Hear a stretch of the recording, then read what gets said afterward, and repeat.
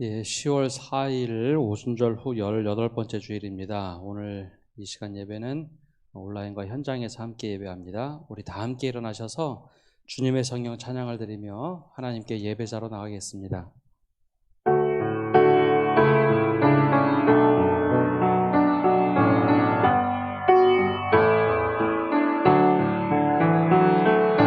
주님의 성령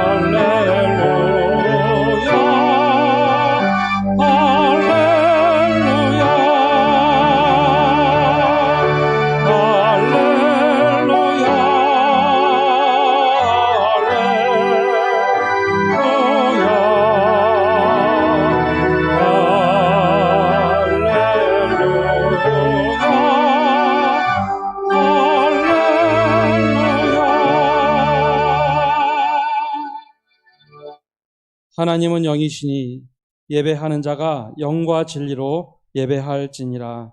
아멘. 사랑의 주님, 어린아이와 같은 순전한 믿음을 가지고 주님 앞에 나옵니다. 아빠 되신 하나님 앞에서 기쁨의 예배를 드리고 온전한 믿음을 가지고 살아가게 하옵소서. 예수님의 이름으로 기원합니다. 아멘.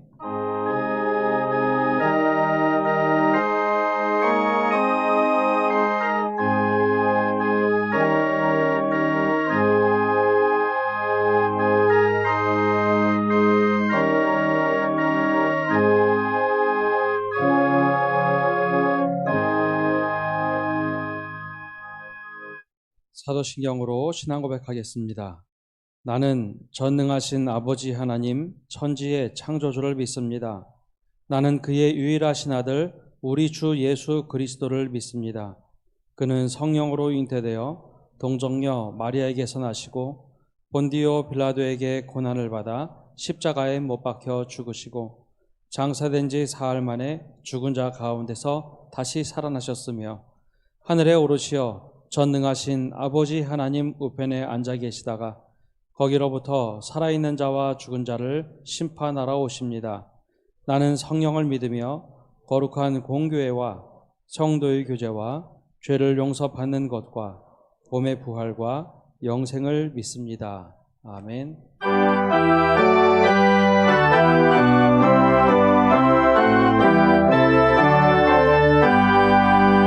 다 찬양하여라 전능 창조의 주께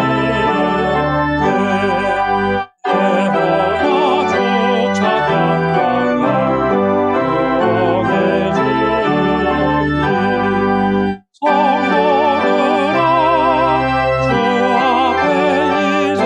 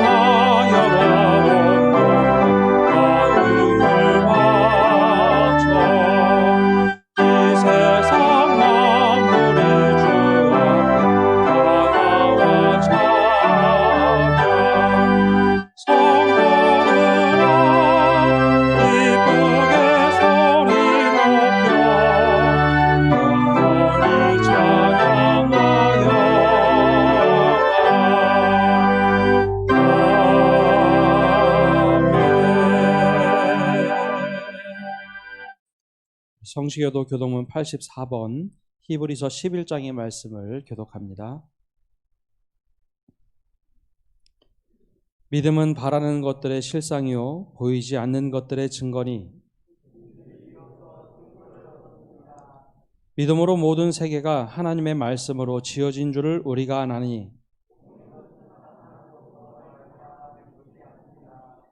믿음으로 아벨은 가인보다 더 나은 제사를 하나님께 드림으로 의로운 자라 하시는 증거를 얻었으니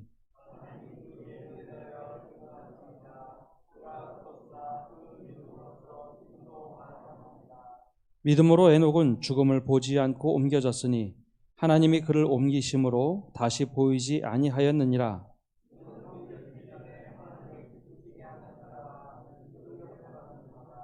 믿음이 없이는 하나님을 기쁘시게 하지 못하나니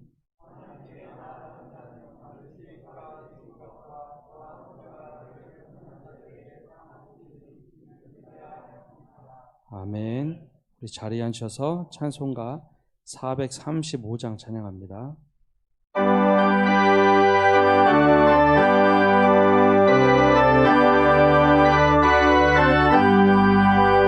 나의 영원하신 기여 생명보다 귀하다. 나의 발길 가도록 나와 동행하소서. 주께로 가까이 주께로 가오니 나의 발길 가도록 나와 동행하소서. 세상 복이 아니하며 모든 명예 버리고 험한 길을 가는 동안 나와 동행하소서.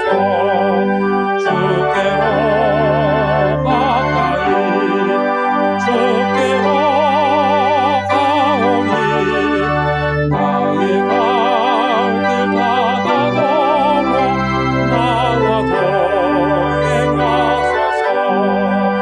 어느 멀쩡 지나가며 험한 바다 건너서 좁은 곳에 이르도록 나와 동행하소서. 주께로 가까이 주께로 가오니 나의 발길 닿아도록 나와 동행하소서.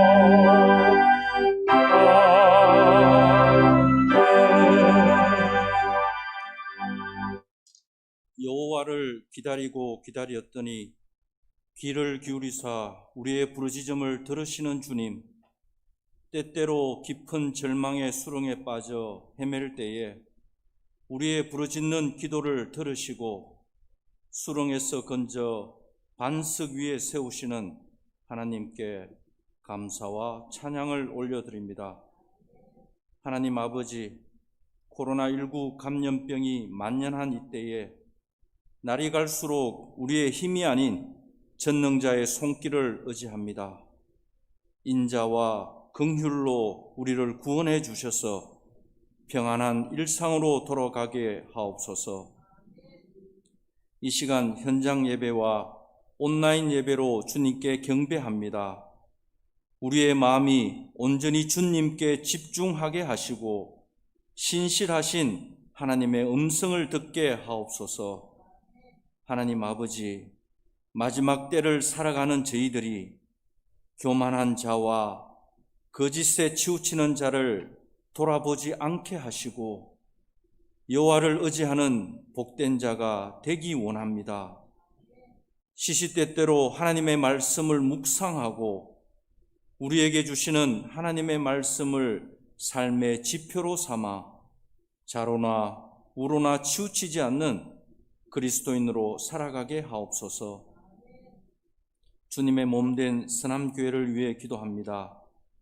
평안하여 든든히 서가는 교회가 되게 하시고 주님과 동행하는 교회가 되게 하옵소서. 교회의 일꾼을 선택하는 공동의회와 선거 일정을 앞두고 있습니다. 온 성도가 기도로 준비하게 하시고 항종직 선택의 모든 일정이 하나님 뜻 안에서 진행되게 하옵소서. 이 시간 하나님의 음성을 듣고자 합니다. 말씀을 대언하시는 담임 목사님에게 성령의 기름을 부어주셔서 능력의 말씀이 선포될 때에 우리의 믿음이 반석과 같은 굳건한 신앙인으로 세워 주옵소서. 지구촌 곳곳에서 선교 사역을 담당하는 선교사와 그 가정을 지켜주시고 코로나19로 어렵고 힘든 환경일지라도 선교사들의 발걸음을 반석 위에 두시고 가는 곳마다 성령의 역사가 일어나게 하옵소서. 기도로 준비한 아름다운 찬양을 흠량하여 주시고 이 예배를 위해 기쁨으로 봉사하는 손길들을 축복하여 주옵소서. 예배의 시종을 주님께 의탁합니다. 우리의 부르짖음에 귀를 기울이시는 예수님의 이름으로 기도합니다.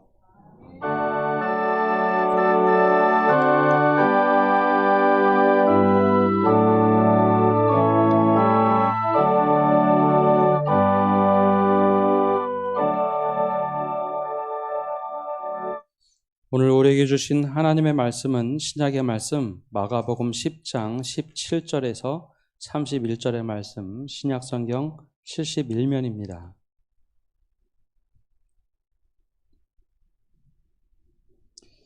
이제 하나님의 말씀을 봉독합니다. 예수께서 길에 나가실새 한 사람이 달려와서 꿇어앉아 묻자오되 선한 선생님이여 내가 무엇을 하여야 영생을 얻으리이까? 예수께서 이르시되 내가 어찌하여 나를 선하다 일컫느냐? 하나님 한 분 외에는 선한 이가 없느니라. 내가 계명을 안 하니 살인하지 말라, 간음하지 말라, 도둑질하지 말라, 거짓 증언하지 말라, 속여 빼앗지 말라, 내 부모를 공경하라 하였느니라. 그가 여짜오되 선생님이여 이것은 내가 어려서부터 다 지켰나이다. 예수께서 그를 보시고 사랑하사 이르시되 내게 아직도 한 가지 부족한 것이 있으니 가서 내게 있는 것을 다 팔아 가난한 자들에게 주라. 그리하면 하늘에서 보화가 내게 있으리라. 그리고 와서 나를 따르라 하시니 그 사람은 재물이 많은 고로 이 말씀으로 인하여 슬픈 기색을 띠고 근심하며 가니라. 예수께서 둘러보시고 제자들에게 이르시되 재물이 있는 자는 하나님의 나라에 들어가기가 심히 어렵도다 하시니 제자들이 그 말씀에 놀라는지라. 예수께서 다시 대답하여 이르시되 얘들아 하나님의 나라에 들어가기가 얼마나 어려운지 낙타가 바늘기로 나가는 것이 부자가 하나님의 나라에 들어가는 것보다 쉬우니라 하시니 제자들이 매우 놀라 서로 말하되 그런즉 누가 구원을 얻을 수 있는가 하니 예수께서 그들을 보시며 이르시되 사람으로는 할 수 없으되 하나님으로는 그렇지 아니하니 하나님으로서는 다 하실 수 있느니라. 베드로가 여짜와 이르되 보소서 우리가 모든 것을 버리고 주를 따랐나이다. 예수께서 이르시되 내가 진실로 너희에게 이르노니 나와 복음을 위하여 집이나 형제나 자매나 어머니나 아버지나 자식이나 전토를 벌인 자는 현세에 있어 집과 형제와 자매와 어머니와 자식과 전토를 100배나 받되 박해를 겸하여 받고 내세의 영생을 받지 못할 자가 없느니라. 그러나 먼저 된 자로서 나중되고 나중된 자로서 먼저 될 자가 많으니라. 아멘. 우리 시간 할렐루야 찬양 때 우리 형제 나와서 찬양하겠습니다.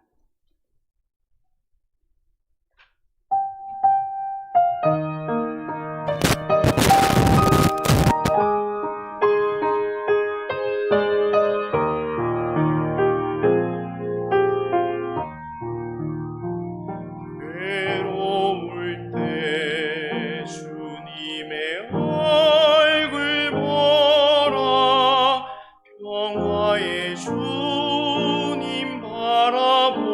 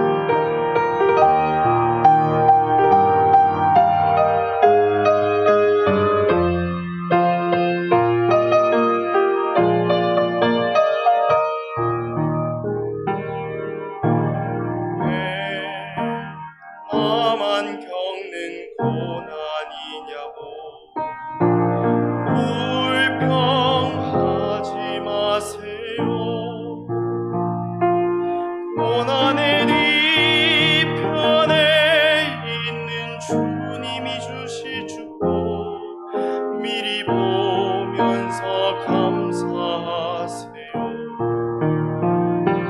너무 견디기 힘든 지금 이 순간에도 주님이 일하고 계시잖아요. 남들은 지쳐 앉아 있을지라도 당신만은 일어서세요. 힘을 내세요. 힘을 내세요. 주님이 손잡고 계시잖아요. 주님이 나와 함께함에 있는다면 어떤 역경도 이길 수 있잖아요. 힘을 내세요. 힘을 내세요. 주님이 손잡고 계시잖아요. 주님이 나와 함께함에 있는다면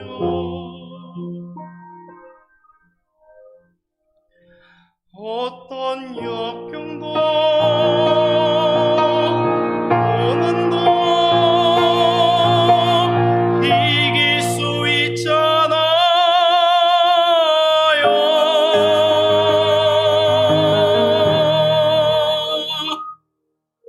아멘. 예. 추석 다들 잘 보내셨습니까? 예. 반 정도는 잘 보내신 것 같고, 또 어떤 가정은 함께 모이지 못해서 조금 마음에 좀 어려운 가정도 있으리라 생각이 됩니다. 오늘 예배를 드리면서 하나님 그럼에도 불구하고 우리에게 은혜 주옵소서 고백하시는 성도 여러분 되시기를 바랍니다.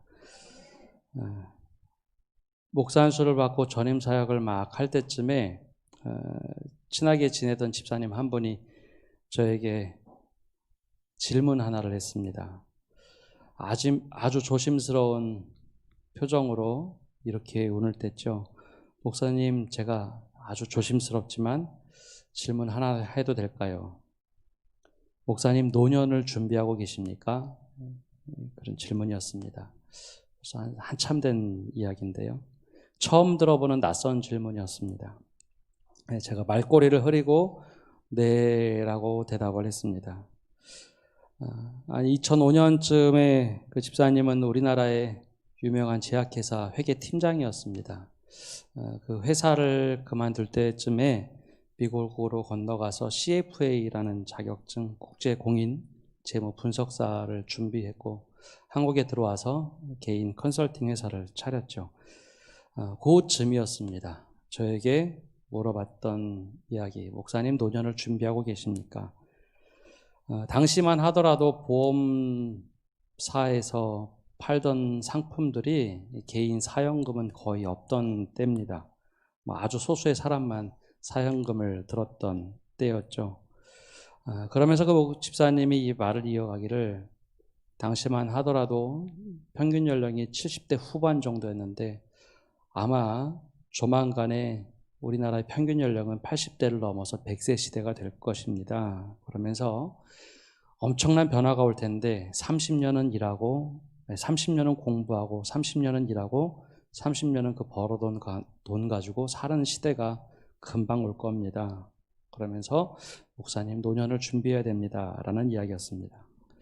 우리나라가 2010년쯤 어간 들면서 갑작스럽게 노년을 준비해야 된다라는 붐이 많이 일었습니다. 아마 연금 그 당시에 들으신 분들 많으실 텐데요. 너도 나도 노년을 준비해야 된다, 개인연금 들어야 된다라는 이야기가 수없이 많이 나왔죠. 우리 사회가 IMF 차관을 받고 금융위기를 겪으면서 경제에 대한 지나친 관심, 투자, 투기 등이 수없이 많이 나왔습니다. 그 결과 요즘에는 매일 연일 뉴스에 나온 것처럼 미친 집값이 됐다라고 이야기를 하죠. 이것이 단지 그냥 우리가 사는 기성세대의 이야기가 아니라 모든 세대에 걸쳐서 영향을 주는 것 같습니다. 그래서 아이들에게 한번 물어봤습니다. 앞으로 꿈이 뭐냐? 초등학생들 가운데 이런 대답을 한다고 하죠. 저의 꿈은 건물주입니다. 이야기 많이 들어보셨을 텐데 얼마 전에도 실제로 저도 초등학생한테 제 꿈은 건물주입니다 하는 이야기를 들어본 일이 있습니다. 우울한 시대를 살아가고 있죠. 꿈이 건물주가 되는 시대. 그런데 이야기를 들으면서 한편으로는 전혀 다른 생각을 하게 됐습니다. 우리가 이 땅에 살아가면서 노년에 대해서 준비를 하고 때로는 건강에 대해서도 준비를 합니다. 만 40세가 넘어가면 국가에서 2년마다 한 번씩 하는 건강검진을 받으며 건강을 챙기기 시작합니다. 모든 것을 다 잘 준비한다고 살아가는데 과연 우리는 영원한 삶에 대해서, 영원한 생명에 대해서는 과연 준비하고 관심을 두고 있는가라는 생각이 퍼뜩 들었습니다. 이 세상을 떠날 준비를 하면서 우리가 살고 있는가? 요즘에는 교회뿐만 아니라 세상에서도 많은 관심을 가지고 있는 것이 웰빙 시대를 넘어, 즉 잘 사는 것을 넘어서 웰다잉, 어떻게 아름다운 마무리를 할 것인가 라는 것에 초점이 좀씩 옮겨지고 있습니다. 과연 우리는 웰다잉을 넘어 영원한 삶에 대해서 어떤 준비를 하고 살고 있습니까? 이번 10월 한 달은 앞을 예비하자 또 준비하자라는 주제를 가지고 말씀을 나누려고 합니다.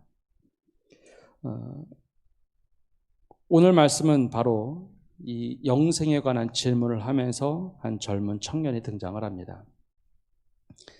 예수님께서 공생에 사시던 어느 날 집을 나가서 길을 걸어가시는데 젊은 청년이 하나가 그 앞에 찾아와 무릎을 꿇고 질문하기 시작합니다.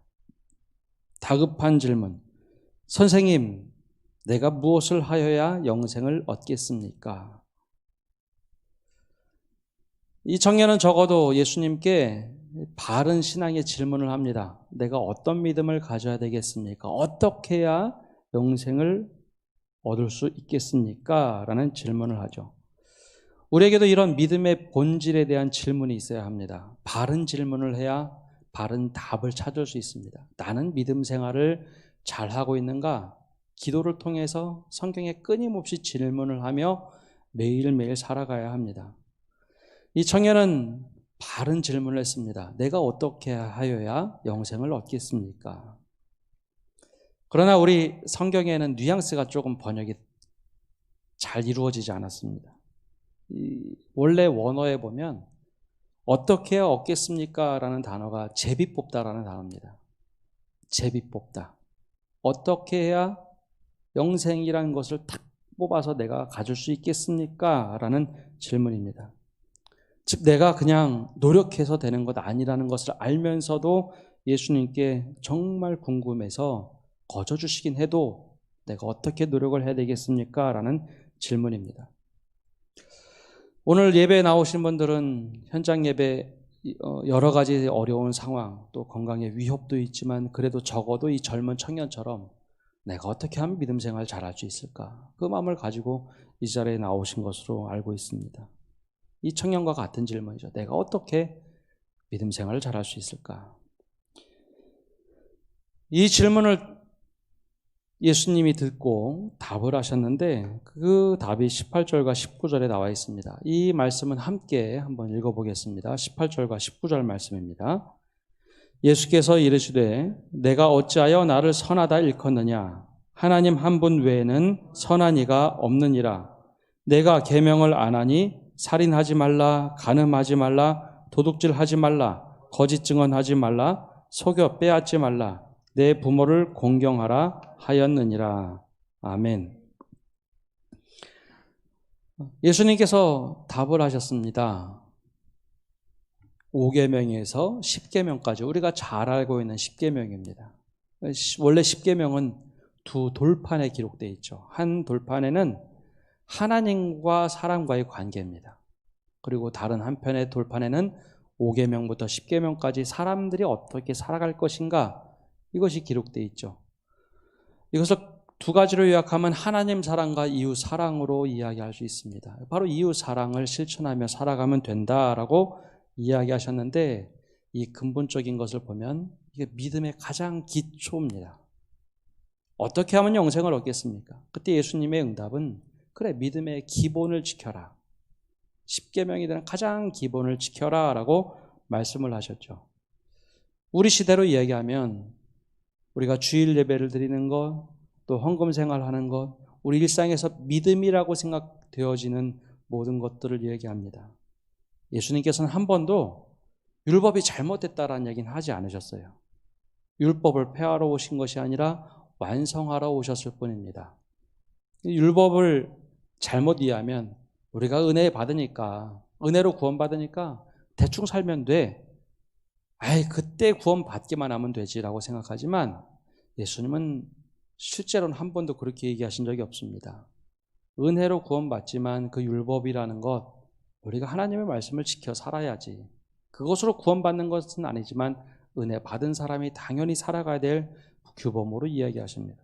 바로 이 이야기를 하시는 거죠. 여기까지는 그래도 모든 것이 잘 이루어졌습니다. 이 청년이 듣자 공감이 됐어요.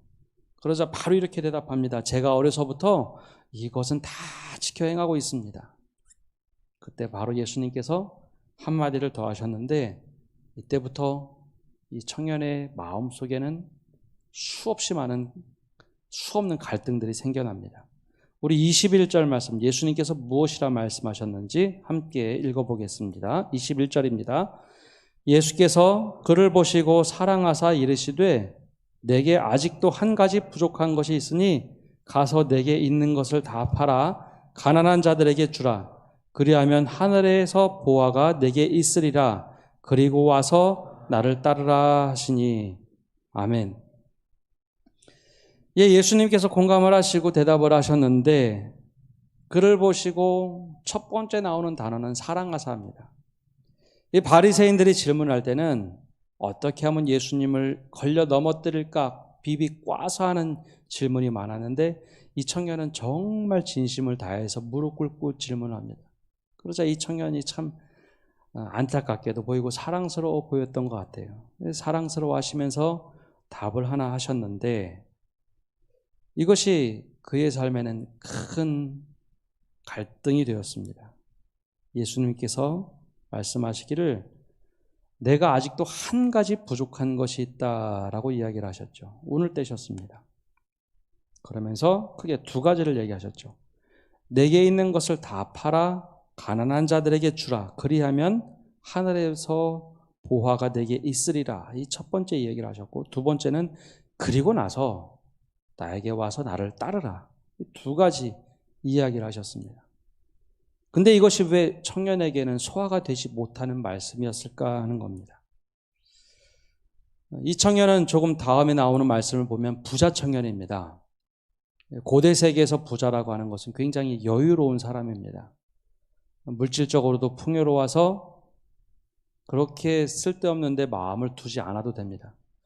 어려서부터 가정교육을 잘 받았습니다. 믿음 교육, 말씀 교육도 잘 받아서 말씀은 그냥 윤리적으로 사는 그냥 말씀이지, 내가 굳이 꼭 살인하지 말라, 거짓말을 하지 말라, 간음하지 말라, 그거 내가 지키려고 노력하지 않아도 그렇게 살아갈 수 있는 말씀입니다. 그래서 내가 이것을 다 지켜 행했나이다 자랑스럽게 이야기할 수 있었죠.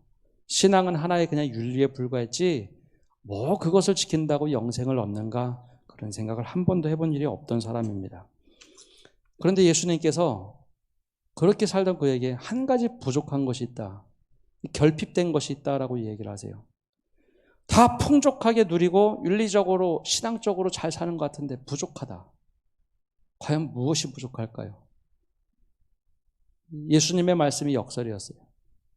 많은 것을 가지고 있어서 넉넉하다고 생각을 했는데 그 넉넉함이 너에게는 결핍이 됐다라는 이야기입니다. 무슨 얘기인가 하면, 내가 그 넉넉함을 가지고 풍족하게 사는 것, 그것이 아니라 그것을 가지고 팔아서 이웃에게 나눠줘라 하는 그 자체가 결핍되어 있다는 겁니다. 예수님께서 물질이 필요 없는 삶을 요구하신 걸까요? 무소유를 요구하신 걸까요? 물질이 전혀 필요 없고 하나님만 의지하라는 이야기일까요? 그런 이야기는 아닙니다. 우리가 살아가다 보면 물질도 필요하죠. 물질이 필요합니다. 그래서 예수님께서 말씀하실 때 사람이 떡으로만 살 것이 아니요 오직 하나님의 말씀으로 살라라고 얘기했지. 오직 떡으로 살 것이 아니라 오직 떡으로 살 것이 아니라 하나님의 말씀으로 살라고 했지 떡으로만이라고 얘기하지 않습니다. 떡도 필요하고 하나님의 말씀의 원리로 살아야 된다라고 말씀하셨죠. 그것을 보면 물질은 필요한 겁니다. 돈도 필요하죠. 그러나 이 모든 것이 하나님의 소유임을 잊지 말라는 것, 이 근본 취지는 여기 있습니다. 이 젊은 부자 청년은 마음의 중심, 그리고 마음의 가장 핵심이 물질에 있었습니다. 돈을 지키고 열심히 노력해서 내가 풍요롭게 살면 된다라고, 이것이 축복이라고 생각을 했죠. 그러나 주님께서 원하신 것은 그것이 아니라 너희의 모든 소유를 팔아 이웃에게 나누어 주라. 그리하면 하늘에서 보화가 쌓일 것이다. 하늘에서 보화가 쌓일 것이다. 이 땅에서 소유가 없다고 해서 하나님 나라 못 들어가는 것도 아니고 모든 것은 하나님의 소유이니 하나님의 것을 인정하라. 마음의 중심을 하나님으로 바꾸라라는 이야기였습니다. 그런데 이 젊은 청년에게는 이것이 걸림돌이 됐어요. 영생을 얻고 싶어 했어요. 믿음 생활 잘하는 것 같고 윤리적으로 잘 살았어요. 물질도 풍요롭습니다. 근데 마음의 중심이 두 군데 있었어요. 하나님을 따르고 영생을 얻기를 원했지만 마음의 중심은 물질에 있었던 것이죠. 그래서 그가 근심을 하게 됐습니다. 두 번째 이야기는 그리고 와서 나를 따르라 라는 이야기였습니다. 이 따르다라는 단어가 그냥 예수님을 뒤에서 졸졸 따르다라는 표현은 아니고 당시 랍비 문화 혹은 학파의 문화들이 있었는데요. 어떤 사람의 제자가 되려면 그 사람을 따른다라고 이야기를 합니다. 그래서 내가 이전까지 살아온 삶을 쭉 살아가는 것이 아니라 거기서 멈추고 이 누구의 제자가 되기 위해서는 삶을 바꿔야 됩니다.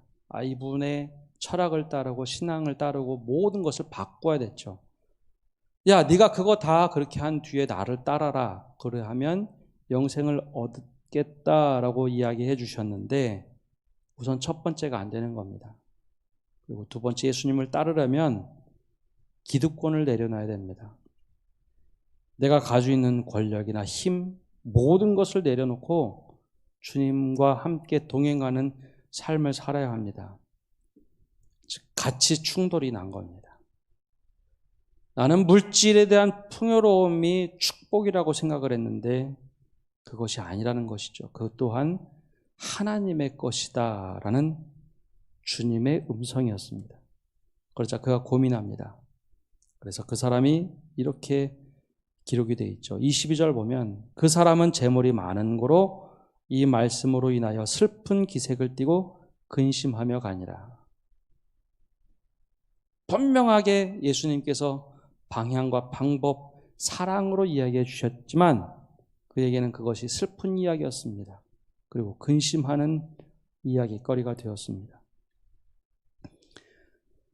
그렇게 보면 제자들 사이에서 수군거림이 일어났던 것을 보게 됩니다. 과연 그러면 천국에 들어갈 수 있는 사람이 있을까? 영생을 얻을 수 있는 사람이 있을까라는 이야기가 제자들 사이에서 터져나왔습니다. 그러나 오늘 말씀 바로 이전에 예수님께서 먼저 하셨던 이야기가 있습니다. 천국 이야기, 즉 영생에 관한 이야기를 하실 때 어린아이들이 예수님을 찾아서 막 달려들은 적이 있어요. 그러자 제자들이 그것을 막 막기 시작합니다. 예수님 쉬어야 되는데 야, 애들은 저리 가. 당시만 하더라도 어린아이들은 사람 취급을 못 받았습니다. 그때 예수님께서 이렇게 말씀하시죠. 14절에 보면 이렇게 얘기하십니다. 예수께서 보시고 노하셔 이르시되 어린아이들이 내게 오는 것을 용납하고 금하지 말라. 하나님의 나라가 이런 자의 것이니라. 내가 진실로 너희에게 이르노니 누구든지 하나님의 나라를 어린아이와 같이 받들지 않는 자는 결단코 그곳에 들어가지 못하리라. 이 말씀을 하셨어요. 그러고 보니 하나님의 나라, 영생, 구원이 같은 개념인데 누구에게는 열려있고 누구에게는 닫혀있는가, 누구에게는 쉽고 누구에게는 어려운가 이렇게 생각하기 쉬운데요. 그 이야기를 좀 더 깊이 풀어서 보면 이런 이야기입니다. 어린아이들은 아빠가 하는 이야기가 모든 것이 전부입니다. 아빠께 내 거고 아빠가 하는 말을 굳이 아이들은 계산하지 않습니다. 아빠가 이렇게 해라 하면은 아이들은 네 그러고 그냥 그것이 뭐 계산할 필요 없이 그냥 따르게 되죠. 먹을 것을 주면 먹을 것을 받고 무엇인가 내 소유라고 얘기하지 않습니다. 그냥 그 아빠께 내 거고 내 것이 아빠 거죠. 어린아이와 같은 사람이 천국에 들어간다. 하나님이 바로 나의 모든 것이다 라고 생각하고 살아가는 사람들, 어린아이와 같은 모습입니다. 천국에 들어가려고 열심히 노력하지 않아도 돼요. 거기는 아버지의 나라거든요. 이 땅에서 그냥 하나님의 뜻, 그것이 그냥 전부인 줄 알고 그렇게 편안하게 살아가면 됩니다. 내가 굳이 노력하지 않아도 됩니다. 말씀에 기록한 것, 이것이 바른 것이니까, 당연한 것이니까 그렇게 살아가면 됩니다. 근데 부자의 경우에는 좀 달랐어요. 이 부자 청년은 좀 달랐습니다. 계산을 해야 했습니다. 율법을 지키는 것이 내게 손익분기점이 맞는지 안 맞는지 계산을 했어야 됩니다. 다른 사람을 의식해야 됐죠. 그리고 그것에 따라서 내가 천국에 들어갈 수 없는가, 내 행동을 다시 돌아보는 계산이었습니다. 이들에게는 스스로 만들어낸 문들이 있었습니다. 그 문을 열고 들어가기 위해서는 내가 율법을 어느 정도 지켜야 되는지, 내가 이것을 어떻게 해야 되는지 결정적으로 모든 소유는 내 것이라고 생각을 했지 하나님의 것이라고 생각은 해본 적이 없습니다. 그러자 이것이 걸림돌이 됐습니다. 어린아이와 부자의 큰 차이였죠. 오늘 하나님께서는 우리에게 바로 이와 같은 질문을 던집니다. 그리고 나서 예수님께서 마지막에 이 모든 것을 정리하면서 하신 말씀이 있습니다. 31절에 이렇게 말씀하시죠. 그러나 먼저 된 자로서 나중되고 나중된 자로서 먼저 될 자가 많으니라. 그러고 보니 예수님께서 중간에 하신 말씀이 있습니다.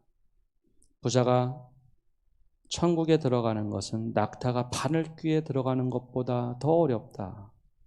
못 들어간다라는 이야기, 그것을 하고 싶은 것은 아닙니다. 마음의 중심이 어디 있다고요? 이 땅에 있는 겁니다.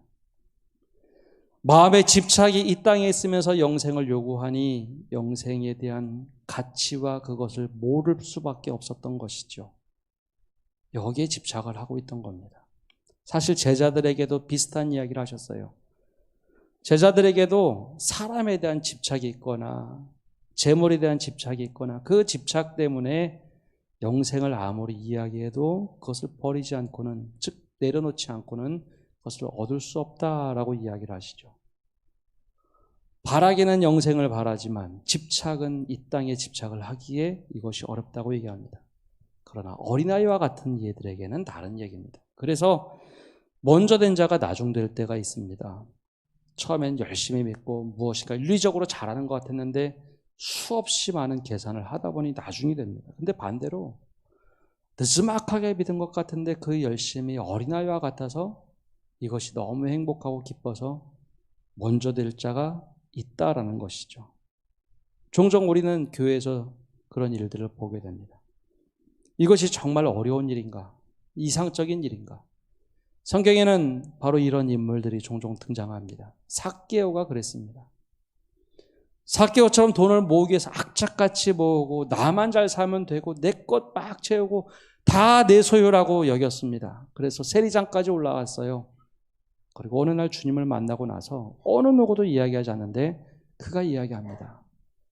내가 토색한 일이 있으면은 그것을 4배나 갚겠나이다. 내 재산의 절반을 팔아서 가난한 자를 돕겠나이다. 내 소유가 아니라는 것을 깨달았습니다. 그리고 그가 바뀌기 시작합니다. 실제로 초대교회 사도행전에 나오는 그 교회들은 어느 누가 할 것 없이 은혜를 받고 나자 자신의 소유를 주장하지 않습니다. 바나바가 먼저 나서서 이웃들을 돕기 시작합니다. 그리고 내 소유를 가지고 나눠주면서 오히려 행복이 넘치고 기쁨이 넘칩니다. 하나님의 것을 나누니 공동체가 되더라라는 것이죠. 물론 아나니아와 삽비라와 같은 일들도 있었습니다. 중요한 것은 우리가 과연 무엇에 초점을 두고 어디에 마음을 두고 살아가는가? 오늘 예수님께서는 이 질문을 던지고 계십니다. 처음 드렸던 질문, 우리는 영원한 생명을 위해서 어떤 준비를 하고 계십니까? 갑작스럽게 찾아오는 인생의 종말이란 죽음이 찾아왔을 때 우리는 어떤 준비가 되어져서, 아니 나의 마음에는, 나의 믿음에는 어떤 것이 준비가 되어져서 이 땅에서 살아가면서 하나님 나라로 들어간다라고 이야기할 수 있을까요? 만약에 극단적으로 얘기하면 이 땅에서 한 번도 하나님의 나라에 대해서, 영생에 대해서 맛보지 못하고 어떤 가치인지 경험하지 못하고 갑작스럽게 하나님의 나라에 들어가 영원한 생명을 산다고 하면 정말 행복하시겠습니까? 한 번도 하나님 나라에 대한 맛을 못 보고 경험을 못 했는데 갑자기 영원한 삶으로 살아갑니다. 다 이웃과 함께 나누는 삶을 사는데 나 혼자만 내 것을 요구한다면 하나님 앞에서 얼마나 불편한 삶일까요? 바로 예수님은 이 땅에서 시작한 하나님의 나라, 그리고 이 땅에서 시작한 영원한 생명을 출발하기를 원하시며 우리를 초대하십니다. 오늘 다시 한번 질문을 드립니다. 우리는 영원한 생명을 준비하며 살아가고 계십니까? 우리 함께 우리 찬양을 부르고 함께 기도하겠습니다. 우리 찬송가 436장 찬양하겠습니다.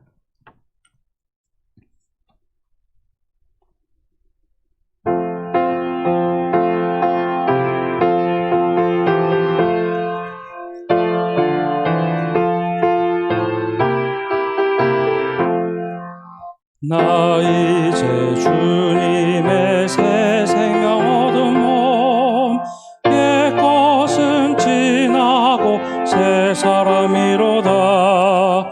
그 생명 내 맘에 강같이 흐르고 그 사랑 내게서 해같이 빛난다. 영생을 누리며 주 안에 살리라. 오늘도 내일도 주 함께 살리라. 주 안에 감추인 새 생명 얻으니 이전에 줬던 것 이제는 값없다. 하늘의 은혜와 영화를 맛보니 찬송과 기도로 주 함께 살리라. 영생을 누리며 주 안에 살리라. 오늘도 내일도 주 함께 살리라. 산천도 초목도 새 것이 되었고 죄인도 원수도 친구로 변한다.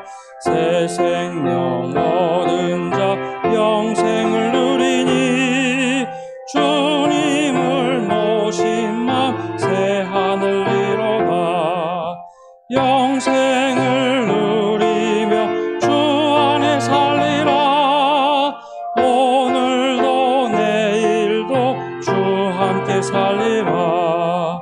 주 따라가는 길 험하고 멀어도 찬송을 부르며 뒤따라가리라. 나 주를 모시고 영원히 살리라. 날마다 섬기며 주 함께 살리라. 영생을 누리며 주 안에 살리라. 오늘도 내일도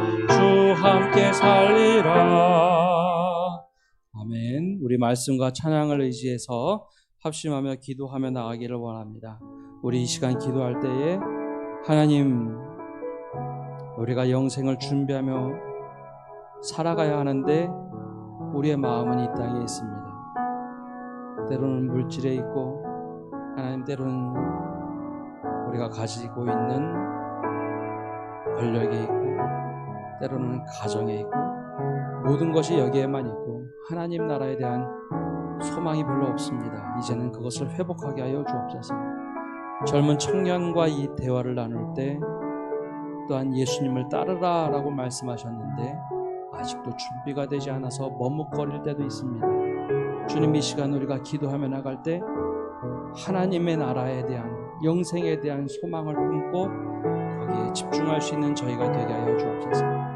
또한 하나님, 주님을 따르라고 말씀하실 때 네, 제가 여기 있습니다, 따를 수 있는 믿음을 달라고 이 시간 간절한 마음을 가지고 합심해서 기도하며 나가겠습니다. 하나님 아버지, 이 시간 기도하며 나갑니다. 하나님 아버지, 우리 마음이 하나님을 향한 마음이 되게 하여 주옵소서. 하나님 아버지, 영생에 대한 이해는 하고 있고 믿음에 대한 것도 이해를 하고 있습니다. 우리가 열심히 살아온다고 생각했지만 윤리적인 삶에만 머물러 있고 하나님 천국에 대한 소망은 없고 이 땅에서의 삶만이 있습니다. 하나님 아버지, 내가 집착하고 있는 것들이 있다면 그것을 잠시 내려놓고 이것 또한 하나님의 것임을 인정하며 살아갈 수 있는 저희가 은혜 내려 주시옵소서.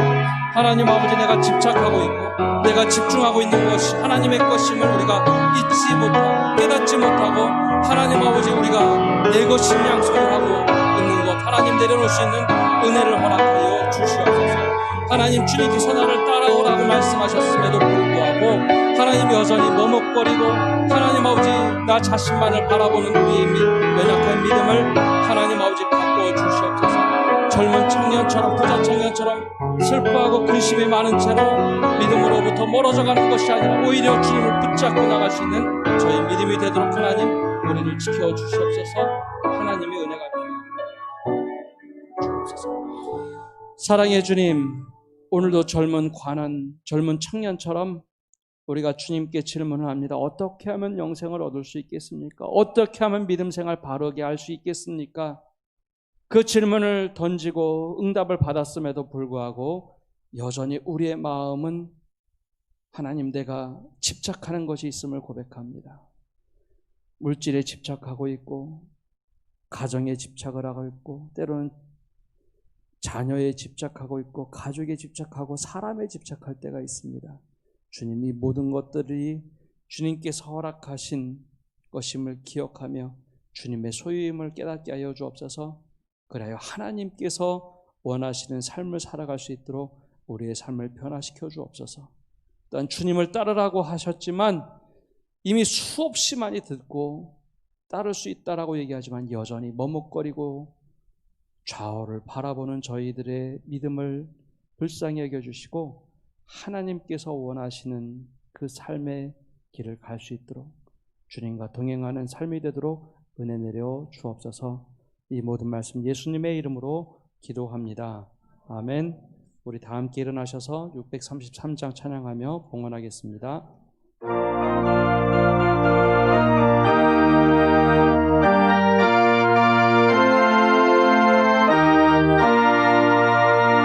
나의 하나님 받으소서.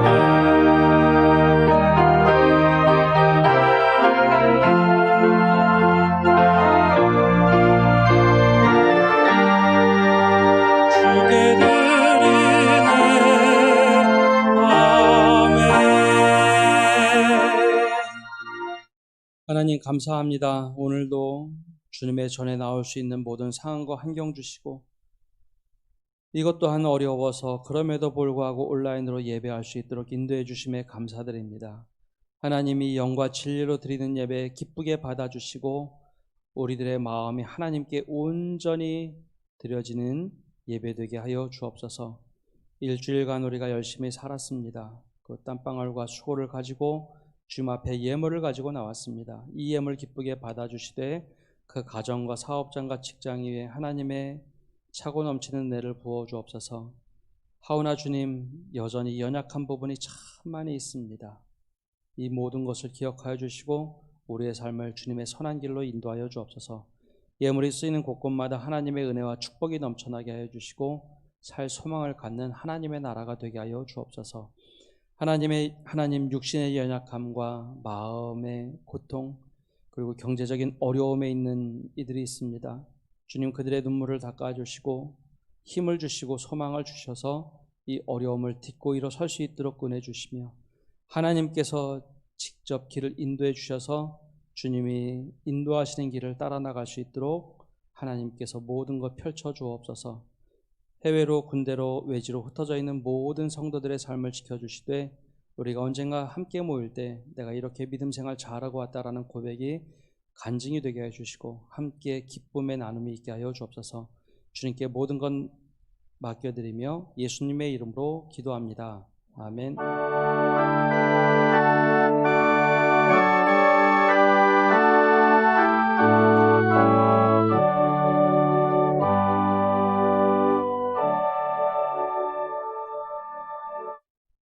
네, 자리에 앉아 주십시오. 우리 앞뒤 좌우로 인사 나누겠습니다. 잘 오셨습니다. 주님의 이름으로 사랑합니다. 추석 명절 잘 보내셨죠?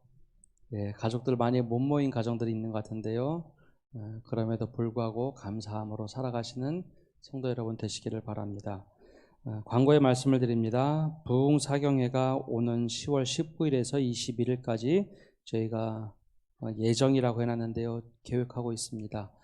코로나19 상황이 계속 변동이 많다 보니 우리가 예정이라고 하고 준비를 하고 있습니다. 우선 10월 10일까지 2단계 집합제한 2단계가 진행되기 때문에 그 이후라서 우선 준비는 하고 있습니다. 이를 위해서 기도를 해주시고 만약에 또 상황이 어려워지면 그 다음 일들은 좀 저희가 기도하면서 준비해 가도록 하겠습니다. 주일 예배 말씀을 드립니다. 우리 10월 11일부터 1, 2, 3부 지금 드리는 현장 예배 드리고요. 온라인 예배는 3부로 제한해서 병행하도록 하겠습니다. 교회학교는 다음 주일부터 현장 예배를 실시하되 유치부와 초등부는 온라인으로 병행하도록 하겠습니다.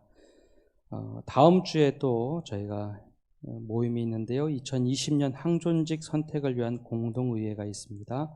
11일 주일 2부 예배 후 10시 40분에 있습니다.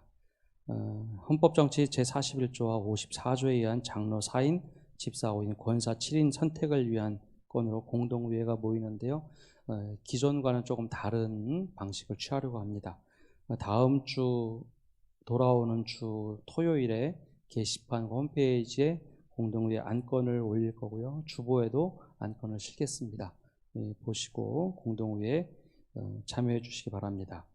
만약에 다음 주일 예배가 온라인으로 전환이 되면 공동의회는 자동으로 수년하도록 하겠습니다. 이를 위해서 기도해 주시기 바랍니다. 세례 성례전 10월 25일 3부 예배 시에 있습니다. 이를 위해서 유아 세례, 입교 세례자들 우리 신청을 받습니다. 교육도 하니 교육에 참여해 주시기 바랍니다.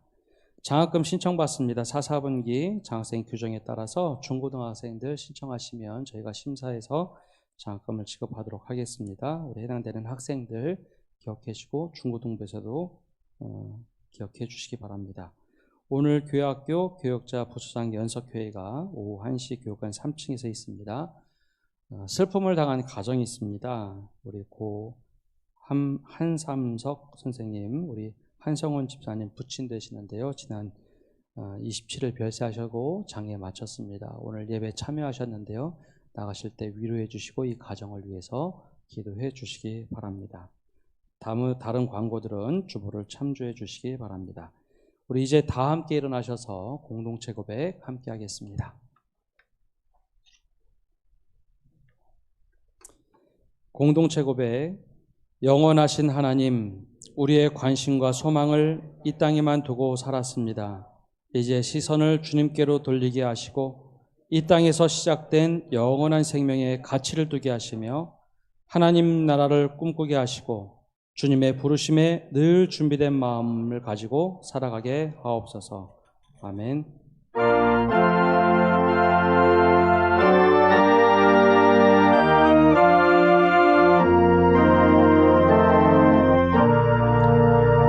하늘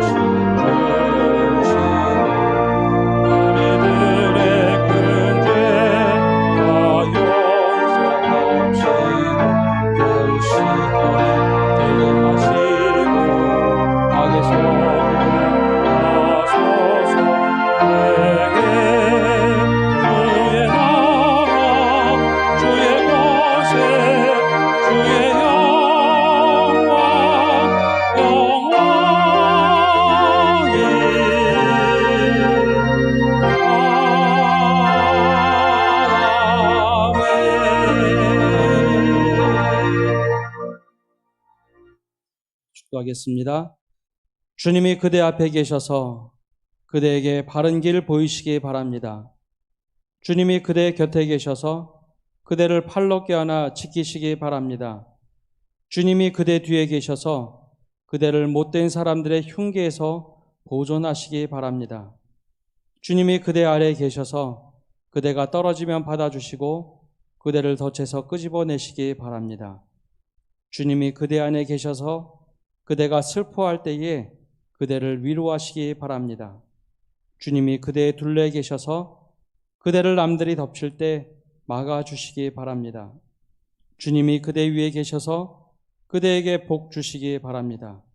이처럼 은혜로우신 하나님이 그대에게 복 주시기 바랍니다. 이제는 예수 그리스도의 은혜와 아버지 하나님의 크신 사랑과 성령님의 교통하심과 위로하심이 오늘 예배를 드리며 주님의 부르심에 응답하며 살겠습니다. 주님을 따라 살겠습니다. 주님께로 소망을 두며 살겠습니다. 다짐하는 모든 성도들 위해 또한 온라인으로 예배하는 모든 믿음의 권속들 위해 아파하고 힘들어하는 온 세계 위에 이제로부터 영원까지 함께 하시기를 간절히 축원하옵나이다. 아멘.